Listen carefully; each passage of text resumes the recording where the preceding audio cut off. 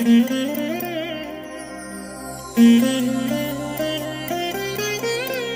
దినం పరము నుండి దిగివచ్చు మాట. ఇది నీ జీవితానికి వెలుగుల బాట. నీ ఒడిలో ఉంచబడిన దీవెనల మూట, అద్భుతాల ఆనంద ఊట. ఆగస్టు 15 సంవత్సరమంతా మీరు బైబిల్ చదివి ముగించడానికి ఈరోజు మీరు చదవలసిన లేఖన భాగము ఉదయం 91, 92 మరియు 93 కీర్తనలు, సాయంత్రం రోమాపత్రిక 15వ అధ్యాయము 1 నుండి 13 వచనాల వరకు. ప్రియమైన దేవుని బిడ్డలారా, ఈ ఉదయకాల సమయంలో ప్రభు కృప మీకు తోడైనగాక. ఆయన మిమ్మల్ని ప్రేమించుచున్నాడు.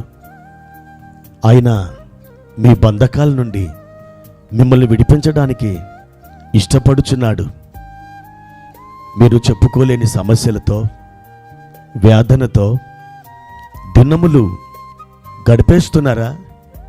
నా ప్రియ దేవుని బిడ్డలారా, మిమ్మల్ని అర్థం చేసుకునే ప్రభు మీ హృదయంలో ఉన్న ఆ దుఃఖాన్ని, ఆ వేదనని ఆయన కన్నులారా చూస్తున్నాడు. మీ అంతరంగంలో ఏ విధమైన బాధ ఉందో మీ పక్కన వారు చూడకపోవచ్చు, కానీ దేవుడు చూస్తున్నాడు. ఎవరు చూచినా చూడకపోయినా ఆయన చూచే దేవుడిగా ఉన్నాడు. అరణ్యములో హాగరు చూచుచున్న దేవుడవు అని దేవునికి ఒక నామకరణం చేసింది. ఆమె పరిస్థితిని ఆ అరణ్యంలో ఎవ్వరు కూడా చూడలేకపోయారు, కానీ ప్రభు చూశారు.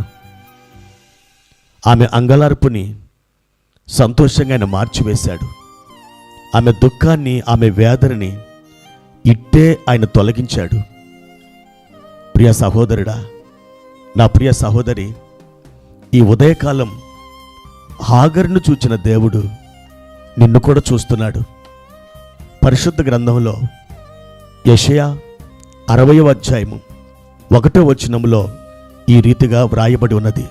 నీకు వెలుగు వచ్చి ఉన్నది, లెమ్ము, తేజరిల్లుము, యెహోవా మహిమ నీ మీద ఉదయించెను.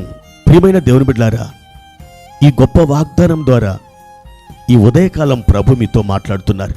నా ప్రియ బిడ్డ, ఇంతవరకు నీ జీవితం చీకటి శ్రమలకు గురైపోయినటువంటి ఈ పరిస్థితుల్లో నేను నీతో చెప్పుచున్నాను, నీకు వెలుగు వచ్చి ఉన్నది, లెమ్ము, తేజరిల్లుమని మాట్లాడుతున్నాడు. నా ప్రియ దేవుని బిడ్డ, ఆయన దాస్యపు ఆత్మ నుండి, దాస్యపు శృంఖలాల నుండి నిన్ను విమోచించబోతున్నాడు.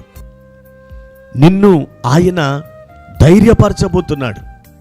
అవును, ఆయన సత్యమై ఉన్నాడు.